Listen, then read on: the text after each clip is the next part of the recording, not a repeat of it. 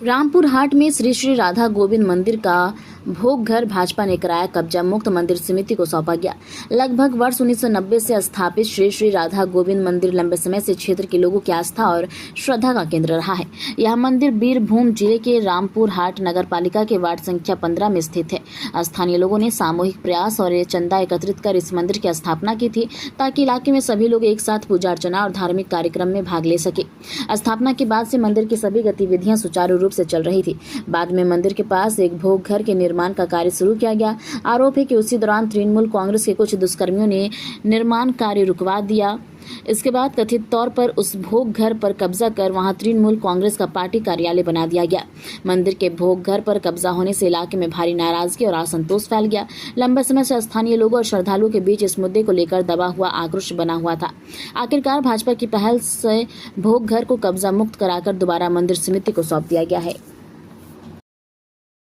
দেখুন 2011 সাল থেকে তৃণমূল কংগ্রেস যে কতটা হিন্দু বিদ্বেষী, কিভাবে হিন্দুদের মত বা মন্দিরগুলোকে তারা অন্য কাজে ব্যবহার করেছে, সমাজ বিরোধীর কাজে ব্যবহার করেছে, নিজেদের পার্টি অফিস তৈরি করেছে, তার এক জ্বলন্ত উদাহরণ হলো রামপুরহাট শহরের 15 নম্বর ওয়ার্ডের এই রাধা গোবিন্দ মন্দির।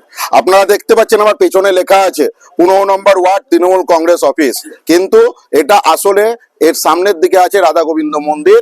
মন্দির কমিটি এটা এই রুমটাকে তৈরি করেছিল, কিন্তু 2021 সালে এই তৃণমূল কংগ্রেসের কাউন্সিলর এই রুমটাকে জবরদখল করে এবং নিজেদের পার্টি অফিসে পরিণত করে। আজকে মন্দির কমিটির যারা উদ্যোক্তা আছেন তারা আমাদের যুব মোর্চার সাধারণ সম্পাদক বিমানদাকে বলেন এবং ওনার নেতৃত্বে আজকে চাবি এই পার্টি অফিসের চাবি আমরা নিয়ে মন্দির কমিটির যারা আছেন সম্পাদক আছেন ওনার হাতে তুলে দেওয়া হলো এবং উনিও আমাদেরকে আশ্বস্ত করলেন আগামীকালই ওনারা এই দরজাটাকে পুরোটা বন্ধ করে দিয়ে মন্দির যেহেতু সামনের দিকে আছে সামনের দিক থেকে তারা এই রুমটাকে ব্যবহার করবেন এবং এই মন্দিরের এই রুমটাকে তারা ভোগঘর হিসেবে ব্যবহার করবেন, জগন্নাথ দেবের ভোগঘর হিসেবে ব্যবহার করবেন।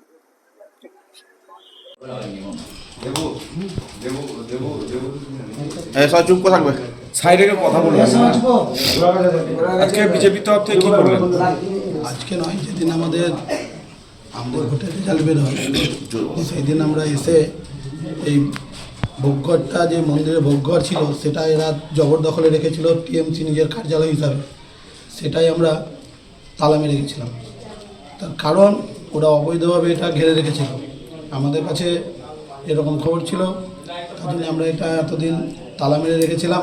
আজ আমাদের মন্দির কমিটির হাতে আমাদের শহর প্রেসিডেন্ট মাননীয় অর্পণ নাগের নেতৃত্বে আমরা এসে এই ভোগঘর আবার পুনরায় মন্দির কমিটির হাতে তুলে দিলাম।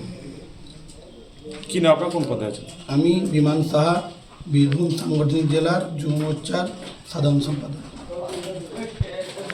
এটা তো তৃণমূলের দলীয় কার্যালয় ছিল না, এটা আমাদের প্রথমে আমরা রাধাগোবিন্দ মন্দিরের ভোগ ঘর করার জন্য এটা আমরা স্থাপন করি। যখন আমরা অর্ধেক এটাকে তৈরি করি তারপর তখন আমাদের কাউন্সিলর এটাকে বন্ধ রাখে, 1 বছর বন্ধ রাখে। তখন ভোট চলছিল, ভোটটা শেষ হওয়ার পর তখন আমাদেরকে বলে যে তোমাদের কাজটা তোমরা আবার নতুন করে করো।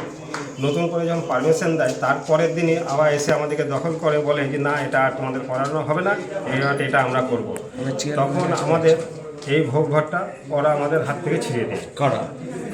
তৃণমূলের কাউন্সিলর। সেই জিনিসটা আমাদের দীর্ঘদিন ধরে বন্ধ ছিল, সেটা আজকে আমরা বিজেপির তরফ থেকে এটা আমরা পেলাম। বিজেপি তরফ থেকে কী করা হবে? এটা আমাদের যেমন ভোগ ঘর ছিল রাধাগোবিন্দ মন্দিরের জগন্নাথ দেবের, এটা আমরা জগন্নাথ দেবের ভোগ ঘর হিসেবে ব্যবহার হবে।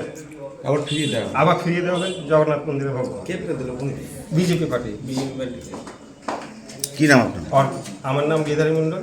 কী পদে আছেন আপনি? আমি সেক্রেটারি মন্দির কমিটি। মন্দির কমিটি।